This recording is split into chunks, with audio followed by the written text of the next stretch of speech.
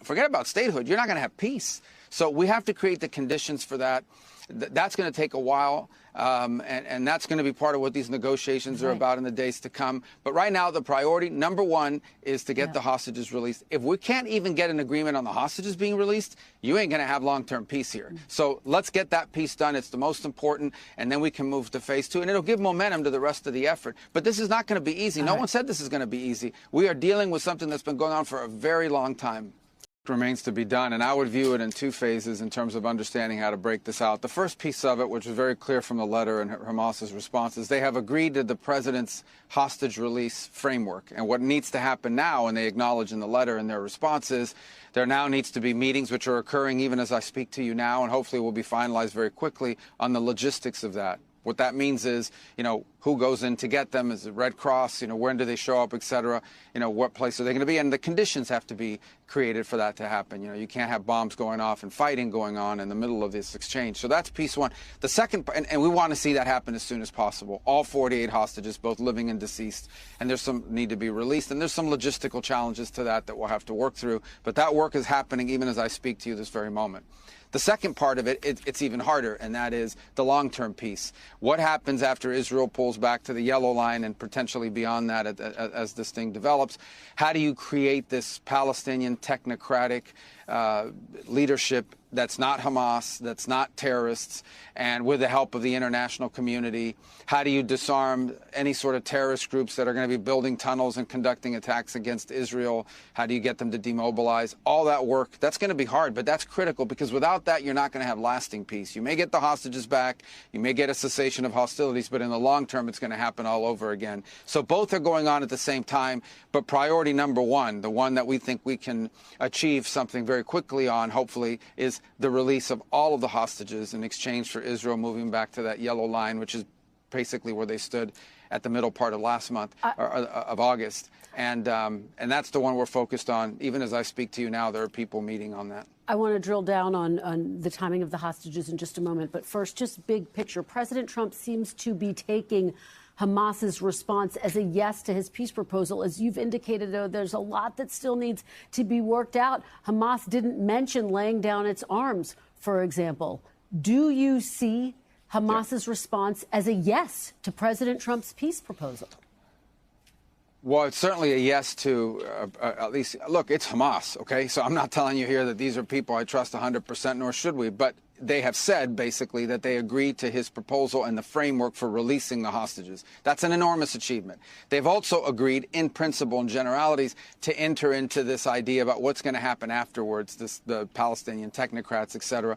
There's a lot of details that are going to have to be worked out there. But look, this is a plan that the president put forward. But let's remember, it has the strong support of the UAE, of Qatar, of Egypt, of Saudi Arabia, the Turks, Indonesia, all these others. So there's a lot of international pressure on Hamas to make this happen, and we're going to need them and the European Union, and countries from around the world to also participate in making this thing work. So that second phase, the phase you're discussing, the disarmament, demobilization, that's not going to be easy. That's going to be hard, but it is really important, because without demobilization, you're not going to have a lasting peace. A lot of work has to happen there, and we acknowledge that, and we want it to work out, and we're going to do everything we can to make it work. Prime Minister Netanyahu has indicated he expects the hostages to be released as soon as this week.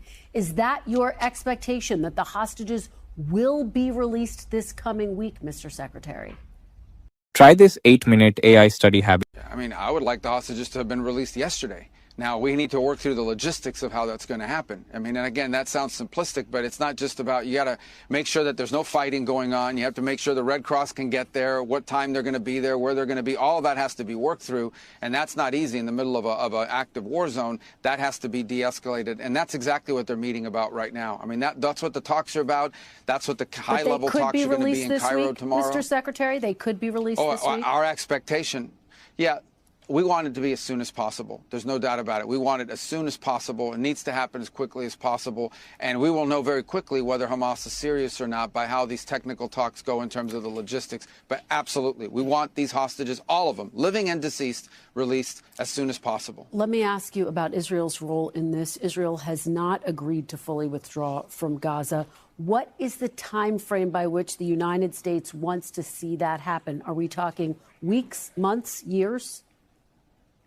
No, listen, so first of all, they have agreed, and that's part of the release, to move back to the yellow line, which is what they've called it. It's basically where Israel stood in the middle of August. And so that they've agreed to that piece. And I think ultimately everyone has agreed, including Israel, that eventually at some point here, as this process plays out, Gaza will be governed by a Palestinian technocratic group that's not Hamas, that are not terrorists, with the help and the assistance and the guidance of an international consortium like the Board of Peace, etc. That is the goal. Everyone who signed on to this agreement has agreed to. What's the time frame, though, Mr. Secretary? But Weeks, months, years? Well, that'll take, yeah, no, in terms of, I mean, yeah, you can't set up a governance structure in Gaza that's not Hamas in 3 days. I mean, it takes some time. And when we ask Israel, okay, you're at the yellow line, now everything behind it, you have to turn it over. You have to have somebody to turn it over to. So, I mean, let's be realistic here. You can't just set up a sort of new governance structure inside of Gaza in 72 hours. It's going to take some time to do it. The important thing is that there's a plan, it's being executed, it has the money, it has the support, it has the expertise, and that it's moving forward, and everyone has agreed to the parameters of it. But read point 19 of the president's peace plan. I'll put it up so folks can see it. It says, quote, while Gaza redevelopment advances and when the Palestinian Authority reform program is faithfully carried out, the conditions may finally be in place for a credible pathway to Palestinian self-determination and statehood, which we recognize as the aspiration of the Palestinian people. Does the Trump administration now support Palestinian statehood, Mr. Secretary?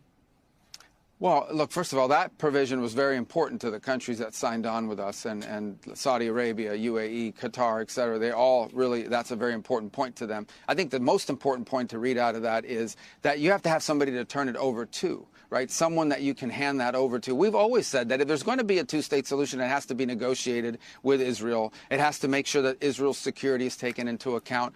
And so I would argue that I wouldn't say this is a new policy position. What I would say is, you want to be able to have in Gaza a place. Israel has no interest in governing Gaza. They want to turn it over to somebody, some organization that will govern it, that will not build tunnels and sponsor terrorism and come across the line and kidnap, rape, and murder Israelis. That's who they want to turn it over to. And right now that doesn't exist. That has to be built. But, Mr. Secretary, in terms of where the administration stands, yes or no, does the Trump administration support That's not a yes or no question. Statehood? That's a process. No, but that's not a yes or no question. That's a process. Ultimately, at the end of the day, we've always said this has been the consistent position of this administration, of myself, and of a lot of people that have watched this for a very long time. In order for that aspiration to even be credible, it has to be realistic. We can't have a Palestinian state that's governed by Hamas or by some terrorist organization whose stated purpose for existence is the destruction of the Jewish state. That would never work. Until Gaza is governed by people that are not interested in destroying Israel, until there are no security threats emanating against Israel from Gaza, forget about statehood, you're not going to have peace. So we have to create the conditions for that. That's going to take a while, and that's going to be part of what these negotiations are about in the days to come. But right now, the priority, number one, is to get the hostages released. If we can't even get an agreement on the hostages being released, you ain't going to have long-term peace here. So let's get that piece done. It's the most important, and then we can move to phase two, and it'll give momentum to the rest of the effort. But this is not going to be easy. No one said this is going to be easy. We are dealing with something that's been going on for a very long time.